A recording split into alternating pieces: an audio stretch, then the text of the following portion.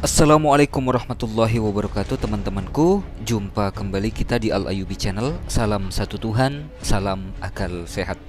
Semoga kita senantiasa dalam lindungan Allah, dan semoga Allah selalu memberikan kita kebaikan di dunia dan kebaikan di akhirat. Amin ya rabbal alamin.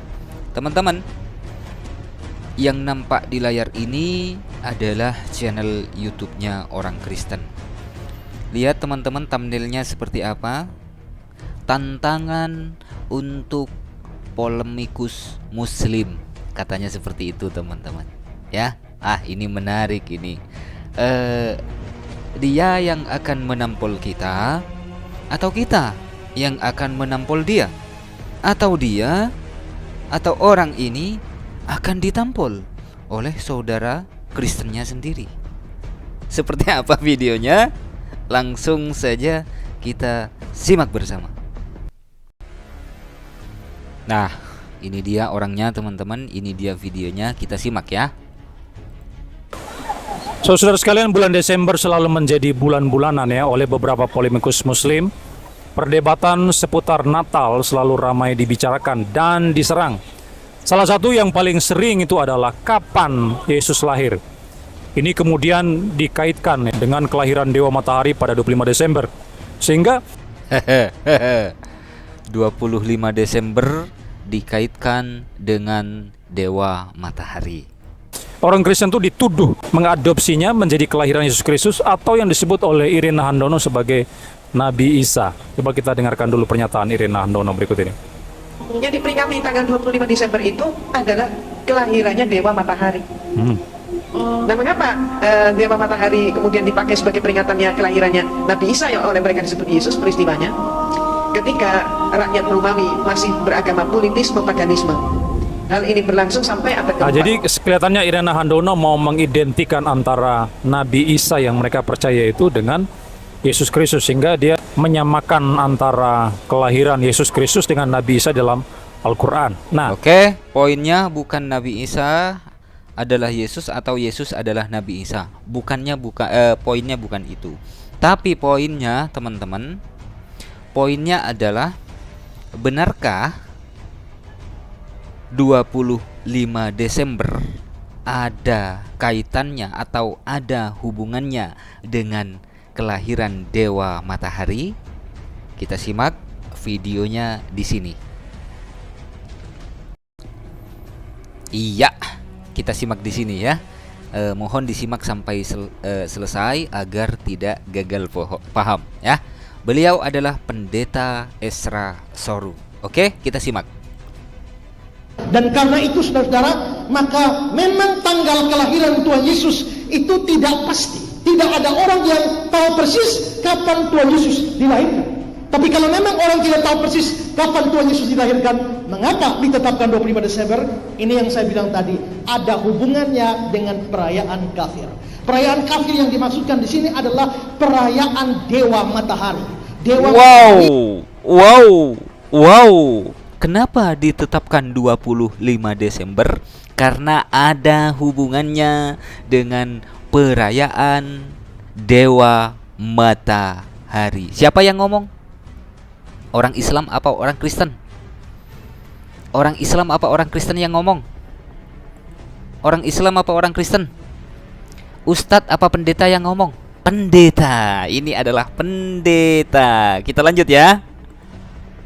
Yang dikenal sebagai Dewa Mitra. Dewa Mitra itu adalah dewa yang disembah oleh hampir dunia kuno pada waktu itu, terutama di Roma. Mereka menyembah Dewa Matahari, dan Dewa Matahari ini tanggal kelahirannya adalah 25 Desember. Dan karena itu maka orang-orang kafir pada tanggal 25 Desember mereka selalu menyembah dan merayakan hari kelahiran Dewa Mitra ini. Lalu acaranya itu berlangsung dari 1 minggu sebelum 25 Desember.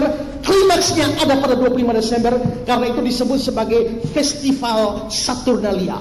Dalam Festival Saturnalia ini begitu banyak kegiatan. Puncaknya pada 25 Desember.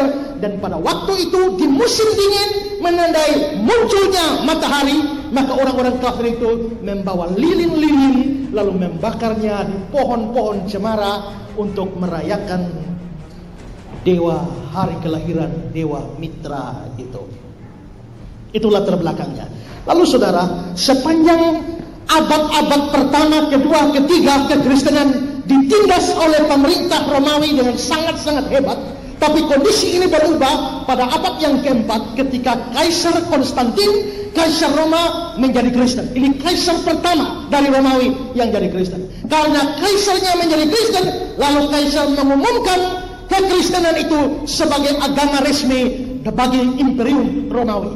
Dan karena itu saudara-saudara, maka Roma resmi menjadi Kristen. Karena Roma resmi menjadi Kristen, Kaisarnya Kristen, masa pegawai-pegawainya non-Kristen?